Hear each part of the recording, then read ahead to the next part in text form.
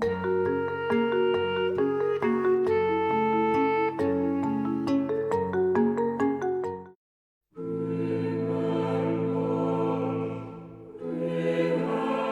les premiers siècles, les décisions des conciles sur le contenu de la foi chrétienne ne sont pas acceptées par tous.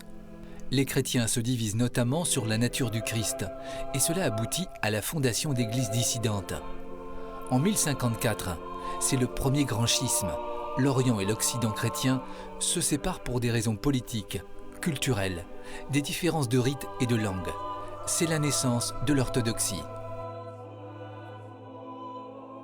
En 1517, un moine allemand, Martin Luther, se révolte contre la promesse d'indulgence en échange d'un peu d'argent pour la construction de la basilique Saint-Pierre. Pour lui, l'Église a oublié la gratuité de la grâce de Dieu. Luther entre en conflit avec le pape. Il est exclu de l'Église et entraîne avec lui une partie de l'Europe. Le protestantisme est né. Séparés, catholiques, orthodoxes et protestants ont avant tout la même foi en Jésus, Fils de Dieu, mort et ressuscité pour le salut des hommes. Comme les catholiques, les orthodoxes ont 7 sacrements. Leur Église, organisée autour de patriarcats, ne reconnaissent pas l'autorité du pape. Leurs lieux de culte sont ornés d'icônes, signifiant la présence du Christ, des saints et de l'Église du ciel. Chaque dimanche, ils célèbrent la divine liturgie avec beaucoup de faste. Les protestants n'ont que 2 sacrements, le baptême et l'Eucharistie. Pour eux, la Bible a toute autorité. Pour accéder à Dieu, ils doivent la lire et la méditer sans intermédiaire avec l'aide de l'Esprit Saint. Les temples protestants sont sobres. Seule la chaire, d'où l'écriture sainte est proclamée, est mise en valeur. Les protestants ne prient pas les saints.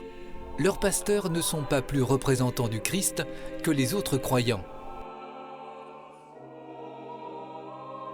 Au XXe siècle, les chrétiens ont commencé à s'engager sur la voie de l'écuménisme, de l'écoute et de la réconciliation.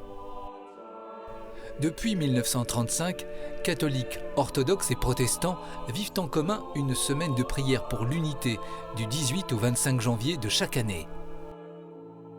En 1966, ils se sont mis d'accord pour proclamer la prière du Notre Père avec les mêmes mots. De même, ils ont travaillé ensemble à une traduction de la Bible appelée la Tobe, traduction écuménique de la Bible. L'Église, fondée par Jésus-Christ, est le signe de sa présence au milieu des hommes. Les chrétiens croient qu'elle est le corps du Christ.